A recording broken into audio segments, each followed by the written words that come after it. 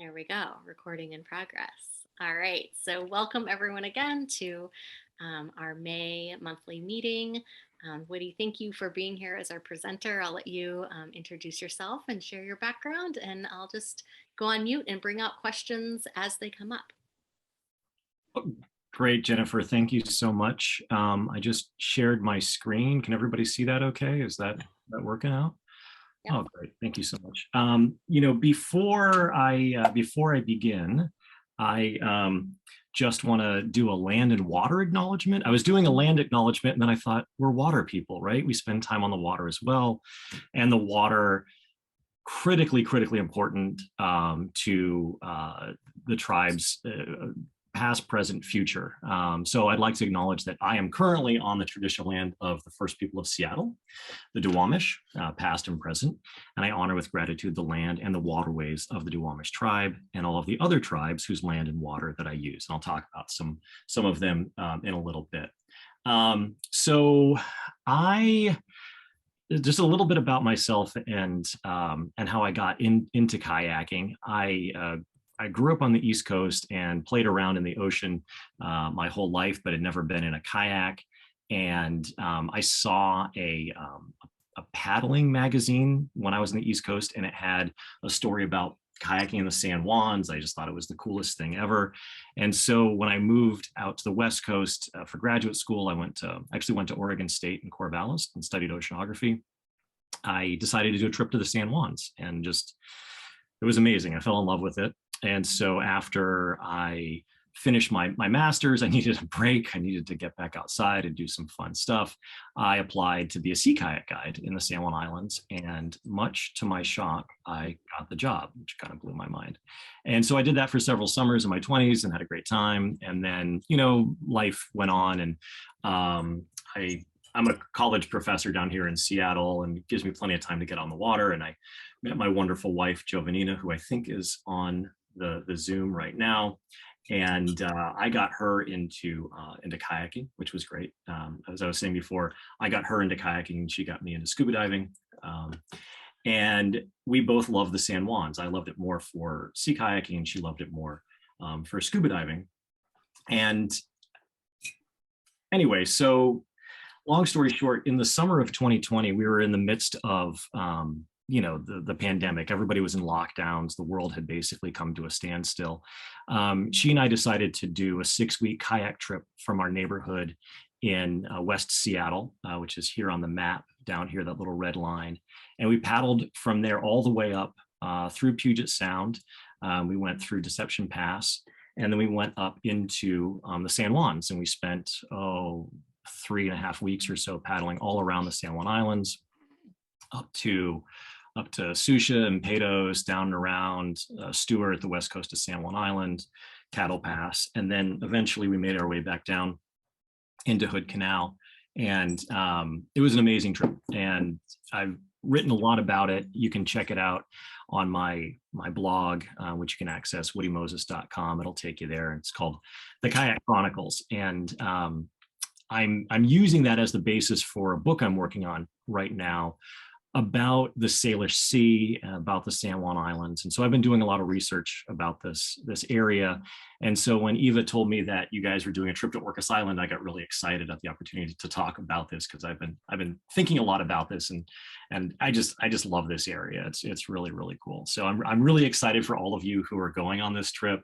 If you haven't been, have a wonderful time. If you have been, I know you'll have a great time, and it's just it's a great place. It's really, there are very few places on earth like it. It's a very, very special spot. So just a little bit of geography, like when we talk about Orcas Island, what are we talking about here? I'm always amazed at the number of people in the Northwest, even in Western Washington, that don't know where the San Juan Islands are. I say the San Juan Islands, they think I'm talking about Puerto Rico.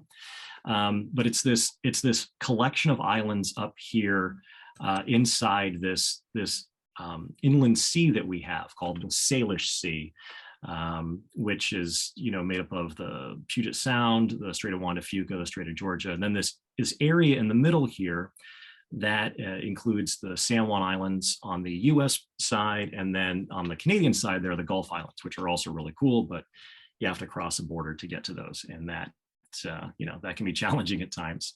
Now y'all are going to Orcas, and I've called this talk Orcas Crown of the San Juans, in part because if you look at where it's situated, it sort of sits on top of the major group of the islands. Orcas is the largest island by landmass. It's 57 square miles, and San Juan Island is 55 square miles, so slightly bigger, but it has amazing relief to it. It has the tallest point in the islands, Mount Constitution, over 2,000 feet. And it has these really cool, deep bays in it, East Sound and West Sound. It's a really, really cool island to explore. And then it also gives you lots of really great access to some amazing things around it as well. So using that as a home base and exploring from there, I think is it's a really cool idea for you guys. And like I said, I'm very excited for you for this trip. All right. So I'm going to go into a little bit of the natural history, and I always like to start, with the geology, the earth, the rock. And the thing about the geology of the San Juan Islands is it's part of what's known as the Northwest Cascade Melange. Melange means mix in French, and it is just a big mix. It's the underlying geology is pretty complicated. There's a lot of crazy stuff going on here.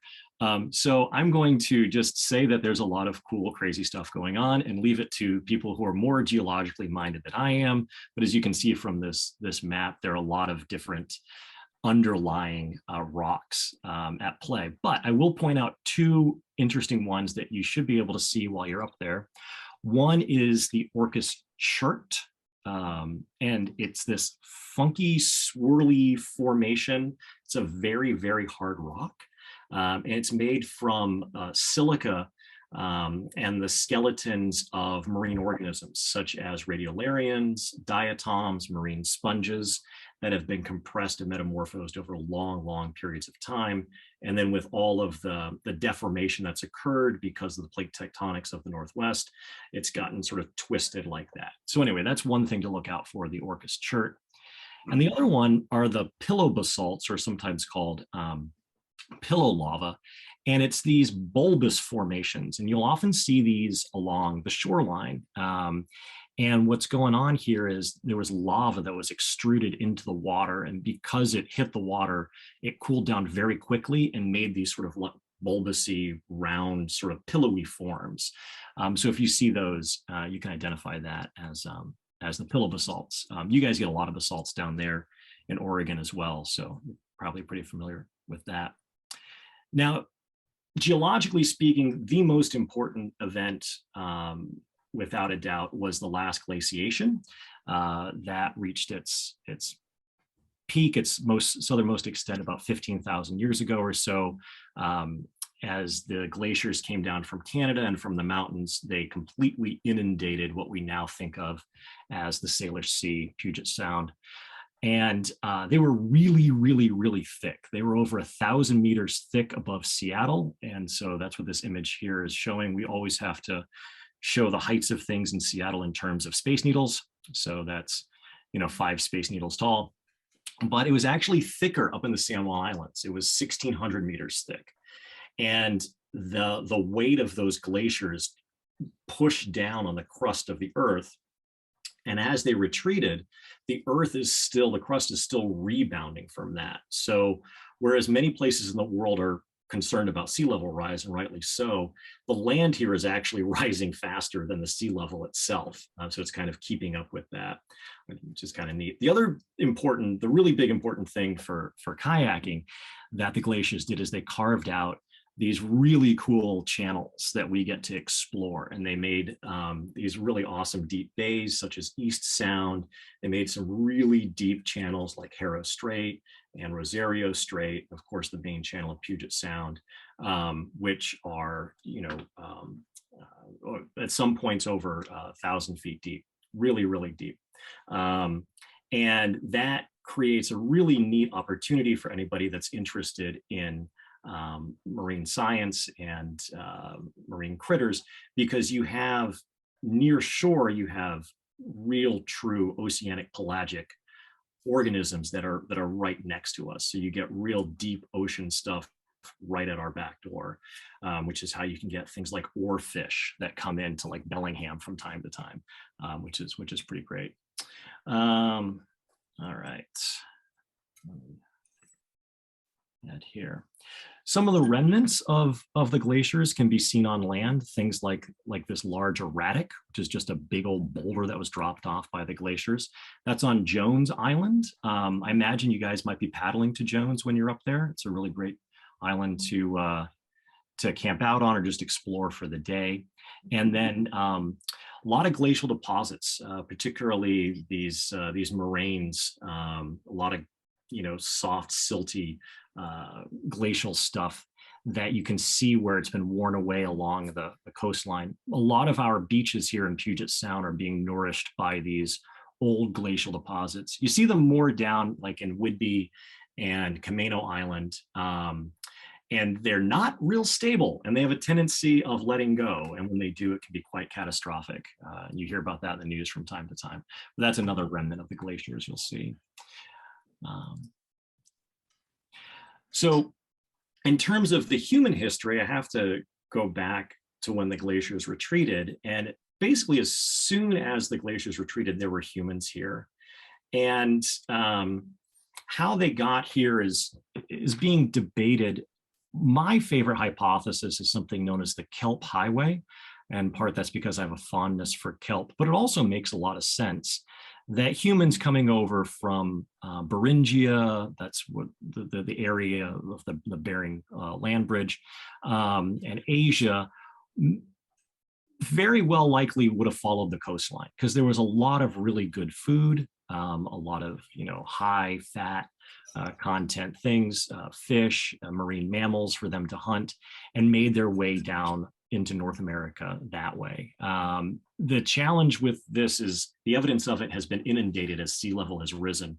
So it's kind of hard to find examples, but there's a lot of common sense to it as well. And we know that, for example, the Kennewick man, whose remnants were found in Kennewick on the Columbia about 20 years ago or so, was a seal hunter, ate a lot of seal. And so there's always been this marine connection for the tribes in the Northwest. As a matter of fact, the Lummi Indians, they teach their children that the first man came down from heaven on the North Coast and landed in Garrison Bay on San Juan Island. And so they really connect their people to the San Juans. And the San Juans historically have been super important, in part because they are right. I'm going to back up here a little bit and show you guys geographically. If you look at the islands where they're located, they are right in front of the Fraser River that runs outside of Vancouver. And the Fraser River salmon runs were epic historically, millions, tens of millions of salmon. And as the salmon swam there, they swam all throughout these islands. And it was a perfect place if you were looking for fish to set up your reef nets. And that's what folks did. Going back, we've got direct evidence of at least 1,800 years of humans reef netting salmon as they came through. So the ocean provided lots and lots of fish. And then the shoreline also provided lots of food in the wintertime when the fish weren't running. And then on land, important food sources were things like camas bulbs, which I know are big down in the Willamette Valley as well. And the camas meadows were maintained in the San Juan Islands through fire.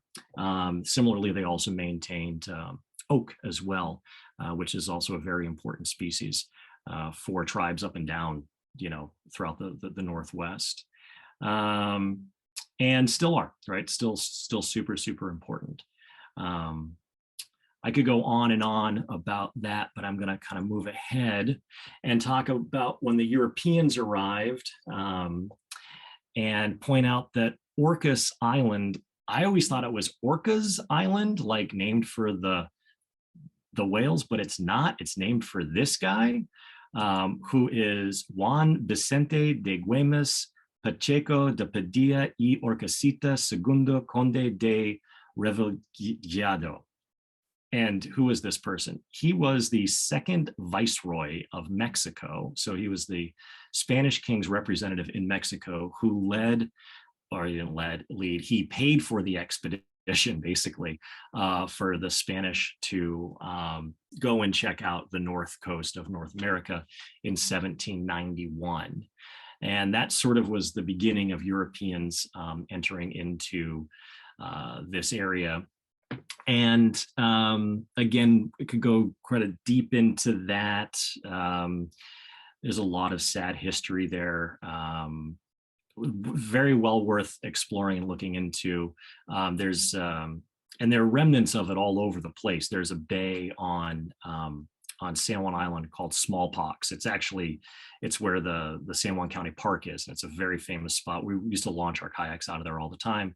And it's called Smallpox Bay because that's where members of the local tribes fled into the water to cool themselves down from the raging fevers that they got from smallpox. So with the arrival of the Europeans, it really decimated the tribes. Yeah. But to move on to a funnier note, let's talk about the pig war. So my wife told me not to talk about this, but I think it's too funny not to mention.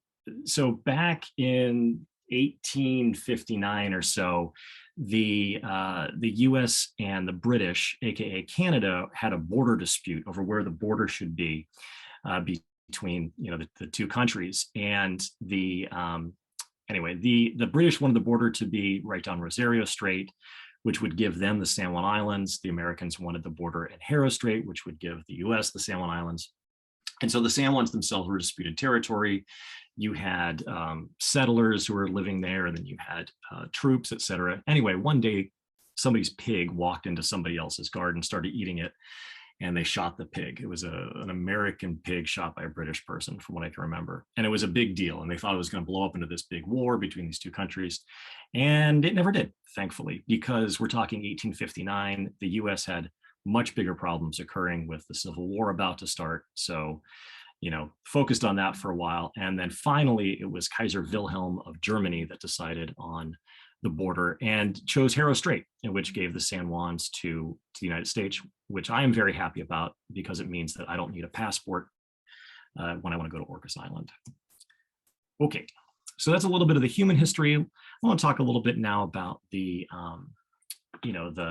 climate and the ecology of the islands. Much of the islands are actually in a rain shadow formed by the Olympic Mountains. Whereas, Seattle gets 37, 38 inches of rain a year. The southern end of San Juan Island, for example, only gets about 20 inches of rain a year. And that's, again, caused by that rain shadow effect. The same reason why the east side of the Cascades is drier than the west side. Now, you guys are going to be up on Orcas, it's a little bit wetter. Then, of course, you go up to Mount Constitution, and that's pretty wet up there. That's like 54 inches of rain a year.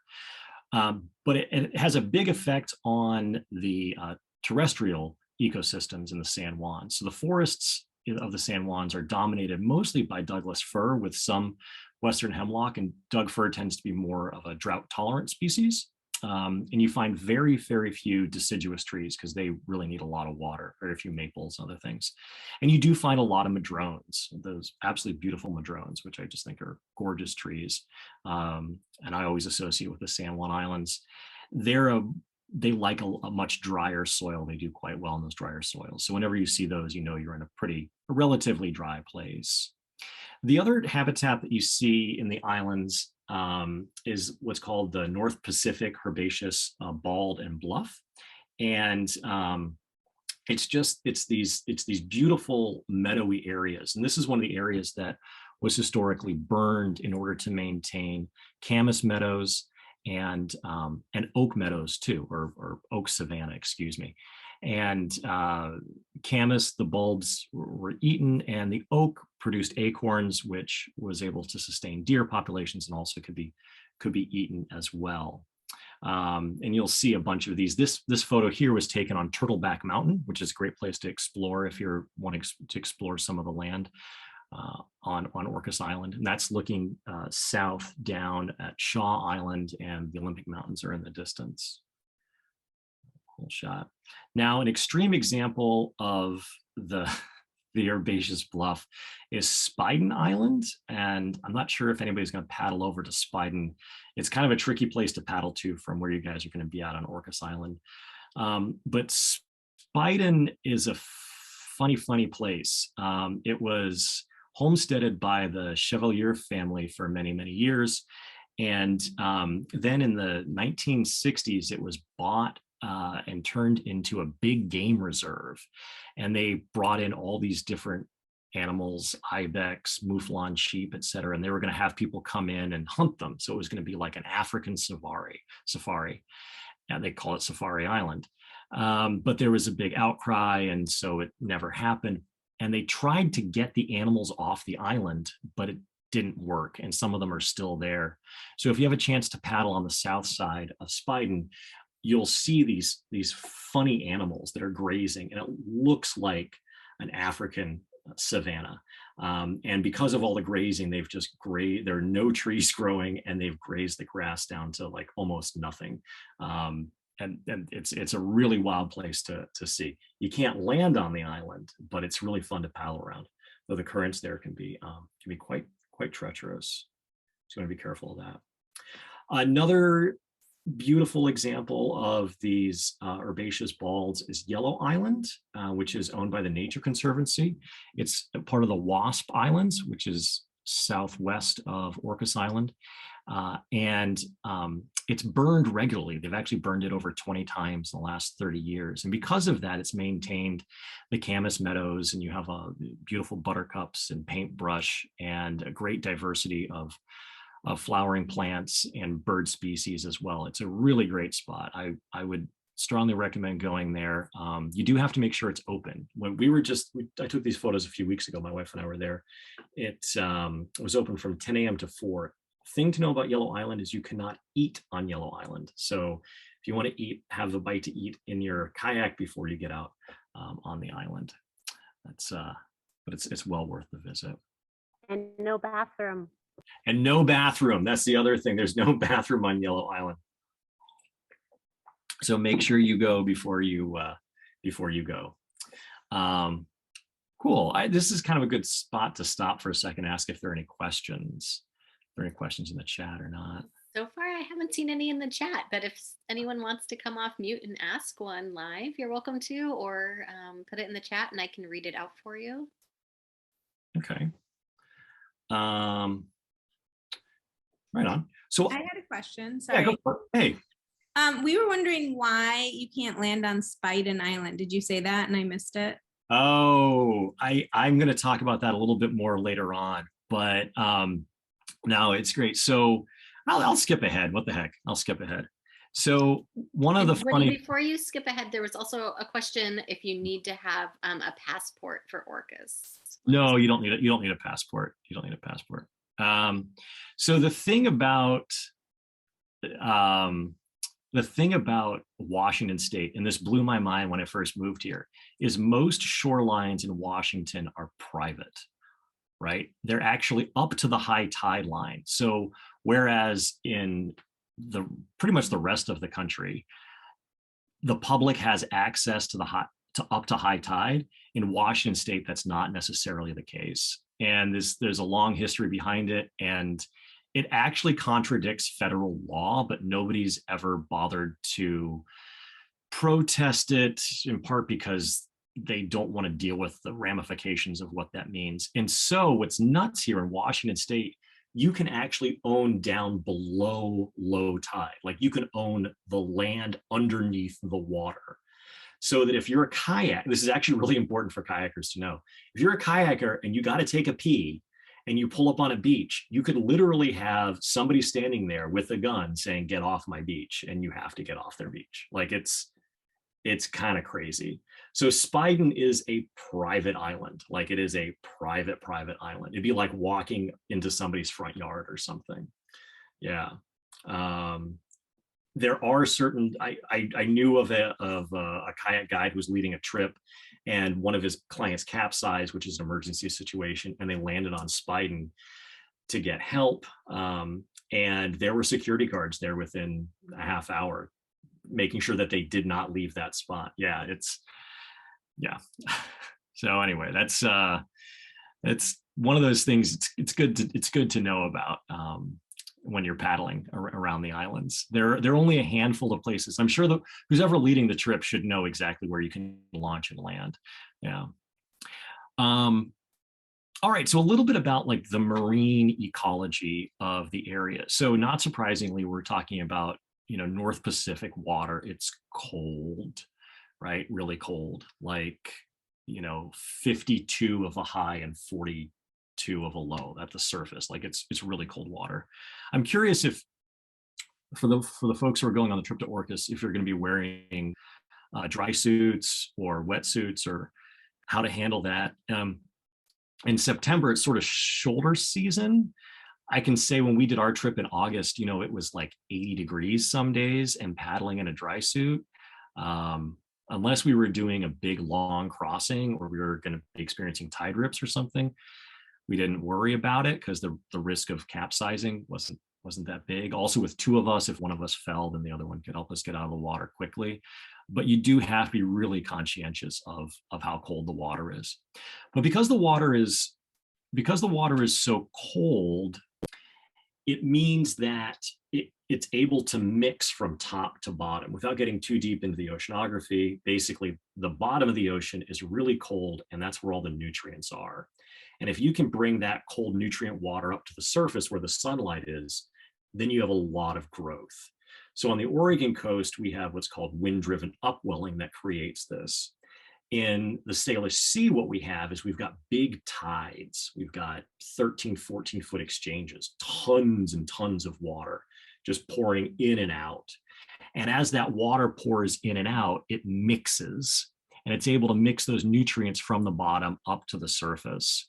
And so what I'm showing you a picture of here is it's a passage, or it's a page from this great book, the Current Atlas. This is a Canadian publication, and I'm not even sure they make it anymore. There's now an app that you can use, and there's also a great website called Deep Zoom that will show you the direction and magnitude of the current at any given point in the tidal cycle. Do you guys know about, I'm curious, are you guys using Deep Zoom, or how are you guys planning for the currents when you're in the San Juans? We do use Deep Zoom to just see how it's going. Actually, we used it for Deception Pass when I was there to see how big and when the big exchanges were going to take place. Yeah, totally. Yeah, it's really, so Deep Zoom is great because it has really fine temporal contrast. Like you can go down to the minute of when things are going to change. The Current Atlas is every hour, so it's not temporally as precise, or doesn't have the same temporal resolution, I should say. But the spatial resolution is great on the Current Atlas. And as you can see here, like this is showing an ebb tide. So what's going on is the water is basically dumping out of the Georgia Strait, running through the islands and going out the Strait of Juan de Fuca. This is a flood, and so the water comes in from the Strait of Juan de Fuca, then it goes up into the Strait of Georgia. And what's wild, though, is you can get things like this, right? Because we're talking about lots of water moving through constricted areas. You get these weird back eddies and strange currents in the middle of nowhere. And it's really crazy. And so for a kayaker, it can be really challenging, because if all of a sudden you find yourself paddling against a 3-knot current, that really sucks. But it's also a ton of fun, right? So you can use this almost like the timetables of the New York subway, right? You can hop on a current at one spot and ride it someplace else. And I looked at the currents for when you guys are going to be on Orcas, and it looks like they're going to be kind of mild. You're going to probably want some early mornings, I think, depending upon where you want to go, like if you want to go up to Sucia or not. But that's the great thing. Like you can plan months in advance for what the currents are going to be like. It's pretty awesome. It's pretty neat. Hey, Woody, could you hold up that book again and say the title? Someone wanted to catch it, and I'll type it in the chat. Sure. It's the Current Atlas, and I think it's still published. There's a funny thing about it, though, which is in order to interpret it, you need to buy a second book, which comes out every year, called the Wagoner Tables. And what the Wagoner tables do is they tell you for any given day of that year which page in the atlas to look at. Yeah, yeah. Or you can use the current Atlas app, which does the same thing basically. And then Deep Zoom is also good. I think of the Atlas as the I Ching of kayaking. If you've ever used the I Ching, it's like an ancient Chinese tome that has all this great information in it. Anyway, it's a really cool book. But now we have apps. Great. Yeah, thanks, Woody. We have someone comment saying that Alder Creek, which is a kayak shop here in Portland, sells the atlas and the yearly tables if folks are looking for that. Oh, totally. You guys are so lucky to have Alder Creek. What a great resource that place is. Mm-hmm. That's so rad. So the cold water and these currents create a lot of mixing, which makes the water super, super productive. And lots of things can grow in it. Oh, I had to throw in, Joe mentioned Deception Pass. So this was, my wife and I were flying in an airplane over Deception Pass, and this is a flood current going through Deception Pass. So Deception Pass is just outside of the San Juans, but it's this really narrow pinch point where tons of water go through it. The currents there can get up to 7 knots. Like it's like being in whitewater. It's really cool. Some other big current areas are like Spiden Channel, Cattle Pass is another fun one. Obstruction Pass, actually, for your trip, if that can be a fun place to play if you have some nice currents to play in over there on Orcas Island. I'll talk about that in a little bit. But anyway, so the nutrient-rich water and the currents create just a perfect soup for things to grow. And one of the most important things to grow is the Bulk Kelp, which Nereocystis, it's similar to the Macrocystis, the giant kelp that you get on the outer coast. It grows very rapidly. It can grow over 1 foot a day, and it's only an annual. So it only grows for a year. It can grow up to 80, 100 feet. It's not a true plant. So it doesn't have roots, but has these holdfasts that grab onto the bottom, and then it grows up towards the surface where it collects light with those blades. Super useful, traditionally used to make things like line for catching halibut, used for fishing. It was used for cooking and steaming things. It was used to make instruments. It was used for communication. You can pickle it. My wife and I have pickled kelp and eaten it. And ecologically, it's super important because it creates an entire forest in which things can live. So in the same way that on land, you have forests that protect animals, deer and birds and other things. In the ocean, you have the same thing. So it's an entire ecosystem. You get lots of fish that like to hang out there because it's a place for them to hide. You get kelp crabs that live on the kelp and eat the kelp, et cetera, et cetera. And as a kayaker, it's really good to know about the kelp, because if you find yourself in kind of rough conditions, either wind or wave or current, for example, you can duck into the kelp. And the kelp tends to grow right next to high current areas. It likes that swift moving water. And so if you happen to find yourself, fighting against a current and there's a kelp bed, duck into the kelp and you can grab onto that. It's a very safe place to hang out. So just kind of a good FYI. And it's also a nice place just to, like, if you need a break, just like duck into the kelp and you can, have lunch or whatever. So it's ecologically super important, but also strategically as a kayaker, it's super important as well. It's the Bulk Kelp. So I want to talk a little bit about some of the important species that help support this ecosystem. And I mentioned salmon before, and there's a lot that's about salmon, but I want to point out 2 other very important species, and those are the herring and the candlefish. And, in many ways, these fish are more important than the salmon because they're so ubiquitous. And the herring in particular, the herring spawn is one of those natural ecological events that completely alters the ecosystem around it. The amount of eggs that produced by these huge herring swarms are able to feed everything else in the ecosystem. And traditionally, the tribes would lay out boughs in the herring beds for the herring to lay their eggs on, and then they would then use those eggs and eat those eggs. Unfortunately, the herring have been heavily impacted. A lot of their spawning grounds are in shallow areas that tend to be affected by urban developments. The other really important fish is the candlefish, or eulachon. I looked up different ways to pronounce it. Eulachon.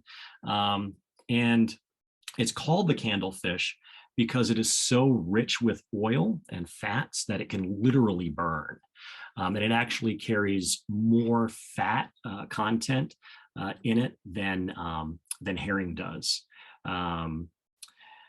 So anyway, and then these small bait fish help feed everything else in the ecosystem. So we tend to focus on like the bigger things like the salmon and the orcas and stuff, but these little guys are really, really important. They help to make things run, and very important to humans as well. It was estimated that herring made up over half of the diet of the coastal tribes going back at least 10,000 years. And it's not just humans that feed on these things, it's bear and birds and other fish, et cetera, et cetera. So I just want to give a shout out to them. The other group of animals that I want to give a shout out to are the intertidal species. Things like the common mussel that we see on the left there, pinto abalone, which are actually more of a subtidal species. And then those are Olympia oysters on the right there. And so, historically in pre-European times, we think that salmon provided for the people that lived in this area. But salmon didn't run year round. And in particular, in the wintertime, like February till April or so, food was scarce. And that's when traditionally folks turned to the sea. And there's a saying, I think it's actually a Haida saying, when the tide is out, the table is set. And these guys, which have a lot of great fat and really rich caloric food, they provided a real bulk of the calories for folks. And they could be dried, they could be smoked, they could be preserved. Folks could put dried oysters or mussels around their necks on lanyards and necklaces. And that was like, it's like today I put a Cliff Bar in my pocket or something, so super, super important and oftentimes overlooked. Now, I would warn against collecting your own shellfish in the San Juan Islands because of this little thing called paralytic shellfish poisoning. So you want to be careful of that, particularly in the summer months. Just FYI. Okay, so moving on to some of the larger, more charismatic megafauna, the seals and the sea lions, the pinnipeds. So the harbor seal is probably going to be the most common marine mammal that you'll see when you're kayaking. And there's a reason for that. The Sailor Sea is home to the highest density of harbor seals of anywhere in the world. It's estimated that there are over 50,000 harbor seals. Their numbers were decimated by industrial hunting in the 1800s, early 1900s, and then they were protected, and the Marine Mammal Protection Act of the 1970s has really protected them. You can't come within 50 feet of them. If you see them resting on the rocks and you're paddling your kayak, don't go near them, because if you spook them, they jump off the rock, and that's energetically, it's hard for them. They need to rest. They need their time out of the water. Being in the water really draws their energy. But they're doing quite well. And depending upon where you're camped out at night, you can hear them slapping the surface of the water. I remember camping out on Stewart Island in Reed Harbor, and all night long, I'd hear the echoing of seals just slapping the surface of the water. It's a way for them to communicate, dominance thing probably amongst the males, et cetera, et cetera. There are also sea lions. In particular, there are a couple big haul out sites for stellar sea lions. And whereas the harbor seals are pretty small, they're about 5 feet long. They can weigh up to 80, 100 pounds. The stellar sea lions are absolutely enormous. They can be up to 8 feet long, sometimes 10 feet long, and can weigh up to 2,500 pounds. This is a picture of Jovanina with a stellar sea lion swimming behind her. He was about 8 feet long, probably weighed about 800 to 1,000 pounds. It's basically like a grizzly bear swimming in the water with you. Like they're absolutely enormous.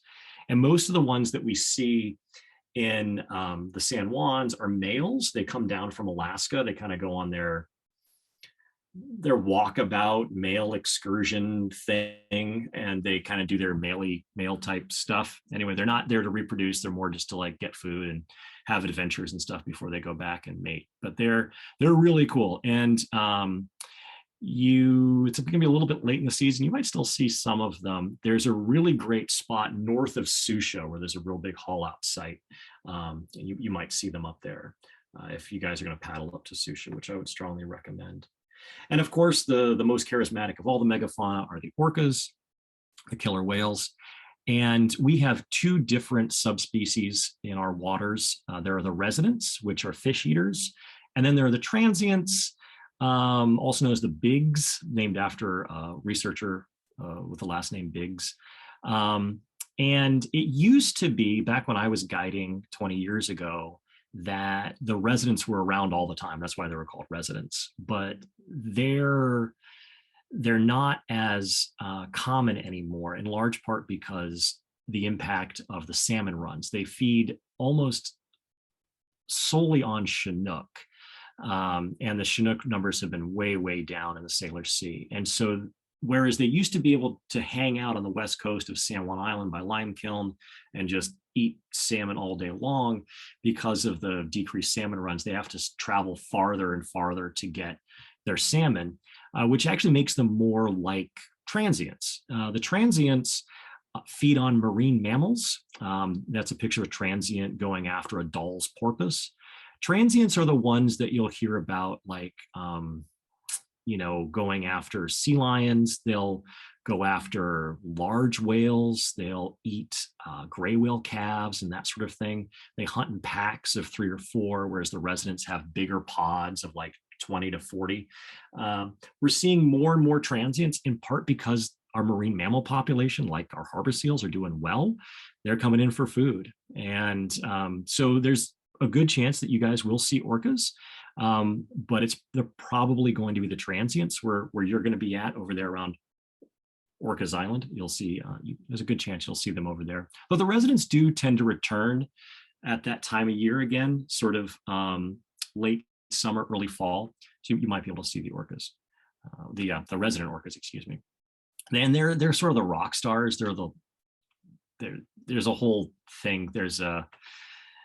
People love the whales, and rightly so. If you've ever had the chance to paddle with orcas, it's an absolutely amazing. It's like one of those life-changing experiences. I remember the first time I did it, I was in guide training, and these things just swam up to us, and it was like, in that instant, I looked at them and I was like, oh, they know exactly what they're doing. I am in their world. I'm just going to sit tight and let them do what they need to do, and hopefully they will leave me alone. Because they're huge. Like an adult male orcas is 30 feet long and weighs 10 tons. Like they're just enormous, highly intelligent animals. They are the apex predators in the ocean. Yeah, pretty cool. Okay. Hey, Woody, there's a question here wanting to know if there's any physical distinction between the resident and the transient orcas. Do they look different? They do, but I can't tell the difference. You have to be trained. They absolutely do. It has to do with their shape, the shape of the dorsal fin, et cetera. And most importantly, they recognize that they're different. Like they don't hang out together. Residents and transients don't hang out together. But yeah, for somebody with a trained eye, you can totally tell the difference. Usually, I assume it's a transient if it's just a few of them. Again, the residents tend to travel in bigger numbers in these pods. So I assume it's a transient, but the residents can actually, sometimes a few will sort of go off on their own. But yeah, I'm not good enough to know the difference, but there is a difference. And then, killer whales makes people wonder. So we have a question, do they ever attack people? Not in the wild. It has happened in captivity. They got the name killer whale. This is the story I heard. there was a reporter, maybe from the New York Times or something, who was down in Antarctica following one of the expeditions in the early 1900s. And they were waiting for the expedition to come back and needed something to write about, and watched these whales that would go after and eat the sea lions or the seals that were down there in the Southern Ocean. And to make it a more interesting story, called them killer whales. But in the wild, they have zero interest in us whatsoever. In captivity, putting an orca in captivity, again, this is a 30-foot long, highly intelligent animal that you're putting in a huge concrete cage. They use echolocation to see. They use sound to bounce off of things, which is a really great way to hunt in the murky waters of the Northwest.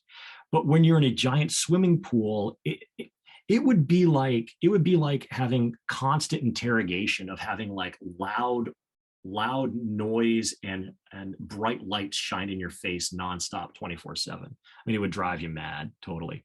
And that's what has happened in a few incidents. It's really unfortunate, but they have attacked people in captivity.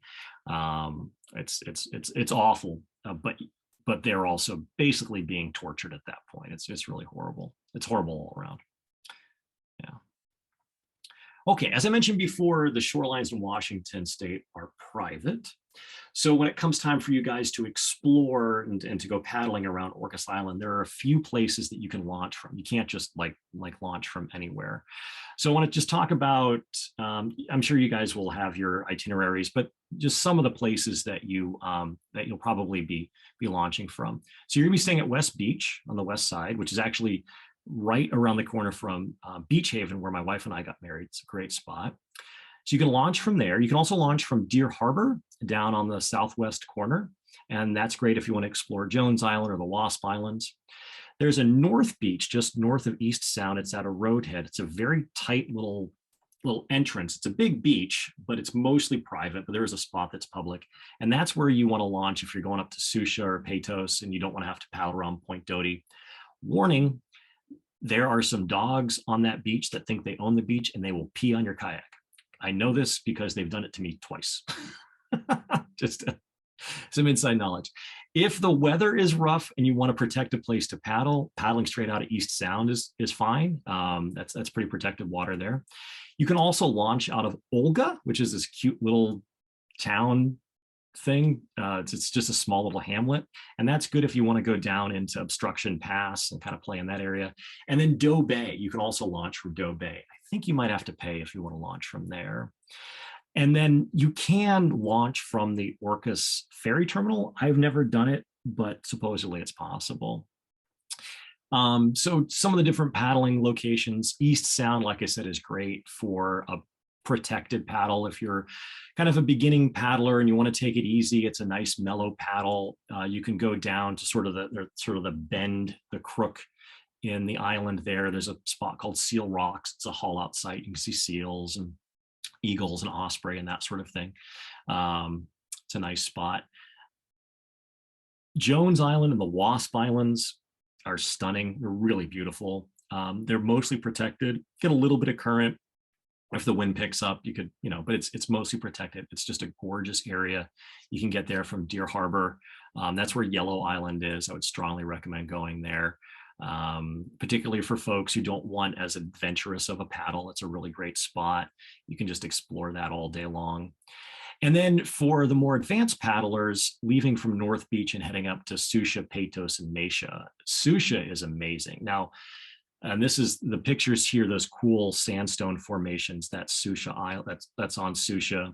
The lower left, that is Patos Island, and Patos is kind of a neat spot. There was this book written, The Light on the Island, about the lightkeeper and his family that lived there in the early 1900s.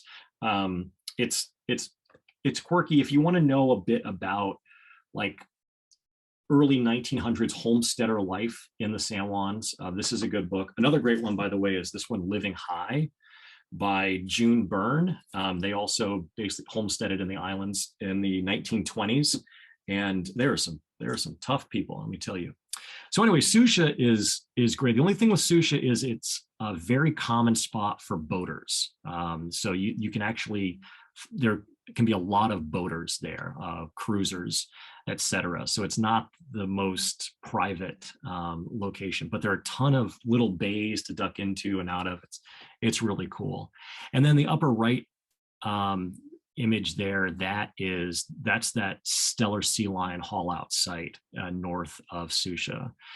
Getting to and from Sucia, you got to be careful. The currents are just kind of weird, and the current atlas doesn't totally get them, and deep zoom doesn't totally get them. You just gotta kind of have your head on a swivel.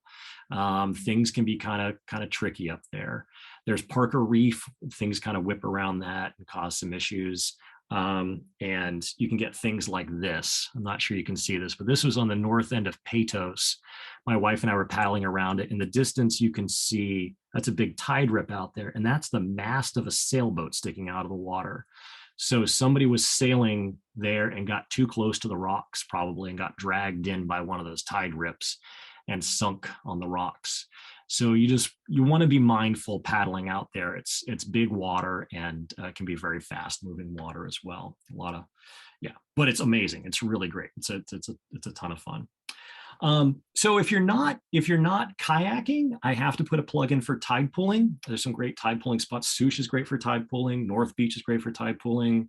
Jones, Doe Bay, lots of really cool, awesome critters. The sea stars are starting to come back after the big sea star wasting disease of about 8 years ago.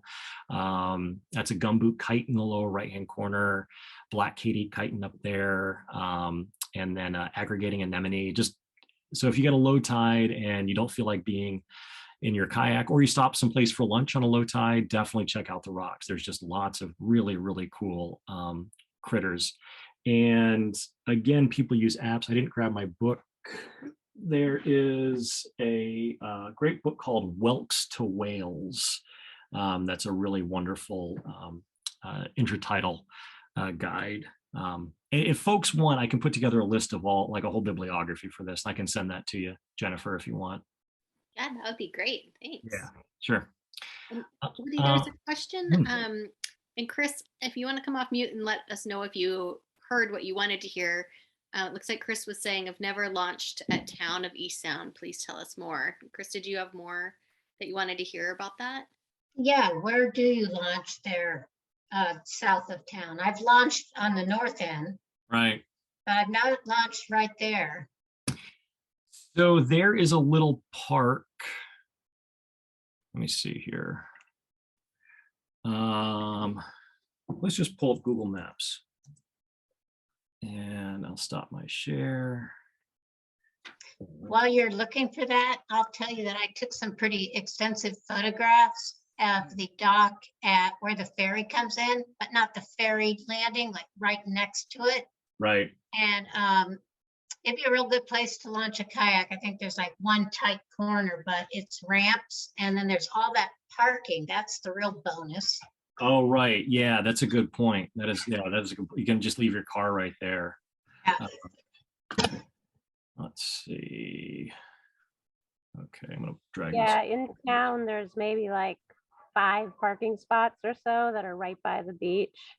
Mhm. Otherwise, you have to like pull in, drop the kayaks off, and find somewhere else to park.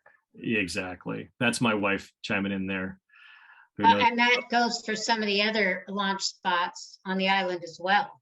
Yeah, so we love Orcas, but one of the tricks with Orcas is beach access. It does not have great, like if you want to launch from Deer Harbor, for example, you launch, then you got to find some place to park your car. We actually ended up paying to park our car someplace for a couple nights last time we launched out of Deer Harbor.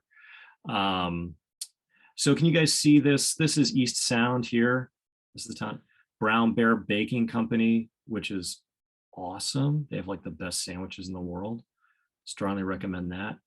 But here's Main Street. This park right here, right off of Main Street, you can, there are cars you can see parked over there, but you can come down here, and that's where we launched from when we we launched from East Sound on our kayak trip. So that area right in there. You do want to be mindful, this island here is a sacred island. And so folks are asked not to walk on it. It's an important historical, cultural site for the local tribes. So you don't want to go there. Cool. Was that helpful? I think so, yeah. Yes, yes, very helpful. Thank you. Sure. All right, now I'm going to try moving this over here. And can you see the tide pooling again? Yep, we're back to that. Great, thanks. Okay, so some fun terrestrial outings, Turtleback Mountain, which is a great hike, great views of the San Juan Island and the west side of Orcas. It's not too hard. It's relatively mellow. It's a great spot to go, and there are a couple different trailheads for that. Doe Bay, if you haven't been to Doe Bay is this funky, it used to be funkier, it's now kind of upscale resort.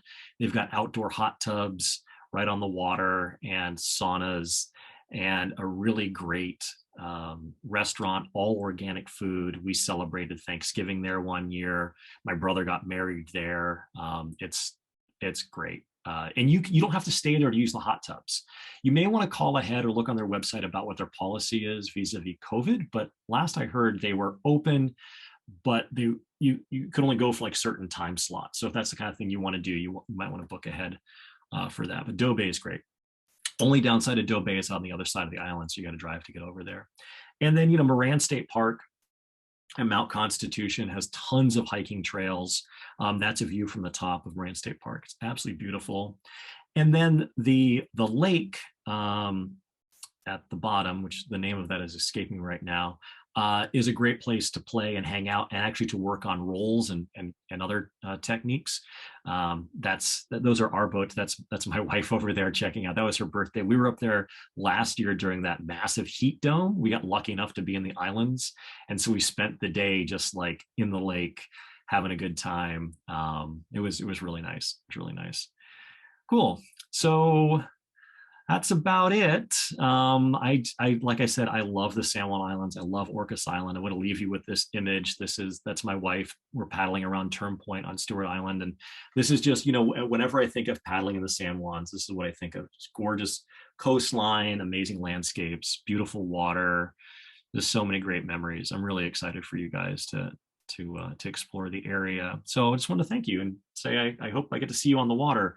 Feel free to follow me on Facebook or Instagram. I forgot to put my email address in here, but I think, was that in, maybe you get that from Jennifer. I'll just put in the chat right now. Yeah, and when you, if you get that bibliography put together, I can share your contact information and your email address with that too. Yeah, totally. Oh, I see Eva had a question here. I'm curious what camera you take with you. So honestly, I mostly use my phone with a waterproof case, but we also got this camera, which is an Olympus tough shockproof, waterproof f-stop 2.0. This is great. This takes really great. Some of those underwater photos I showed you earlier were taken with this. It's durable. It's nice. It has some functions on it that aren't necessary for me, like the GPS and stuff. And so you got to be careful. Sometimes, like, I'll leave that on and it'll drain the battery. But otherwise, it's a good, strong, sturdy camera that we take snorkeling and kayaking and stuff. So I'd recommend this one. Oh, funny thing about it though, you have to buy the shutter separate. I don't know why it just doesn't come with it, but you have to buy the shutter separately. It's kind of silly. Yeah. I just want to say thank you so much. I know some folks are needing to leave. Chris wants to hear about the ukulele in the picture though, so maybe we can hear about that. Oh yeah. The ukulele. So we were going to be paddling for 6 weeks, and I was going to miss my guitar, so I bought this, like, the world's smallest ukulele, and I took it with us everywhere, and I played it about 3 times the entire time we were on the kayak trip. but I did a lot of singing, and actually my wife and I would do a lot. You there, hon? She might be there. Yeah. Should we sing our song? Oh boy. Ding ding ding ding ding. Ah. Ding ding ding. Ooh. Ding ding ding ding. Ooh. Ding ding ding. Ah. Yeah, so we would do that for like, thanks on. We'd do that for like hours on end. So no instrument necessary. Yeah, those are the things that you do when you're on the water for 40 days with your partner. Olympus Tough, yeah, is the name of that. Is the name of that camera. Have I ever met Adam Summers? I don't know Adam Summers. No, I should. I assume Adam's a local paddler. Don't know. Robin, do you want to say who Adam is?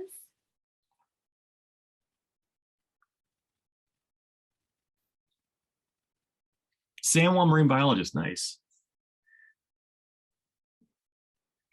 Yeah, there is such an amazing community up there in the islands.